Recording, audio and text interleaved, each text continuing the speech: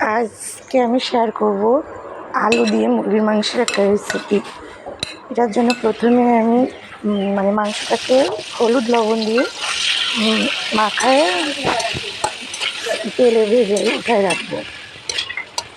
সাধারণত এইভাবে আমি সবসময় করি, মুরগির মাংসটা আমি ভেজেই রান্না করি, যাতে চিকেনের একটা যে স্মেল থাকে ওইটা যাতে না থাকে। তো যাই হোক, ওটা ভেজে উঠায় রাখার পর এক এক করে আদা রসুন পেস্ট, জিরা বাটা, কাঁচা লঙ্কা বাটা, শুকনো মরিচ বাটা এটা দিয়ে ম্যারিনেট করে 20-30 মিনিট আমি রেখে দিব। এইভাবে আমি খুব একটা করা হয় না, এইটা একটু ভিন্নভাবে করার চেষ্টা করলাম। তারপর ওই একই তেলে আলুটা আমি ভেজে উঠায় রাখবো। আলুটা একটু বড় বড় করে কাটতে হবে, যেহেতু চিকেনটাও আমি বড় বড় রাখছি। এখানে আমি 1 কেজি মুরগি মাংস ব্যবহার করছি, এই জন্য আমি একটা বড় সাইজের আলু নিচ্ছি। এরপর কড়াইতে তেল গরম করে দারচিনি, এলাচ, লবঙ্গ, গোটা জিরে, একটা শুকনো মরিচ ভাজা করে তার ভিতর অনেকটা পেঁয়াজ কুচি ভাজতে হবে। পেঁয়াজটা যখন একটু নরম নরম বাদামি রং আসবে তখন এক এক করে আবার একই রকম মশলা, শুধু ধনিয়া গুঁড়াটা এখানে এক্সট্রা অ্যাড হবে। আর মশলাটা আমি অল্প অল্প ব্যবহার করলাম, যেহেতু আমি আগে ম্যারিনেট করা আছে আমার।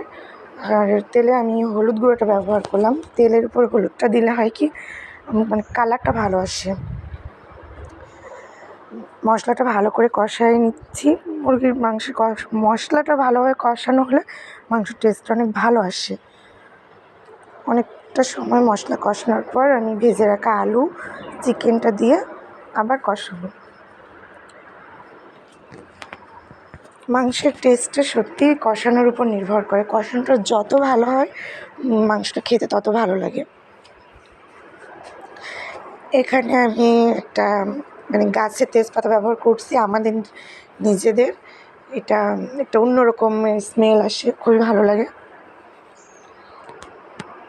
তো যাই হোক, মাংসটা অনেকটা সময় আমি কষালাম। এইবার মুরগির মাংস, এটা যেহেতু আলু দিয়ে করব তাই আমি এটা একটু ঝোল ঝোল রাখবো।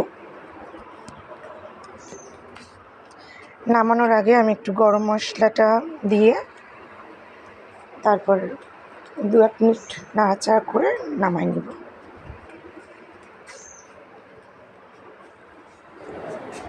রেডি আমার আলু দিয়ে মুরগির মাংসের ঝোল।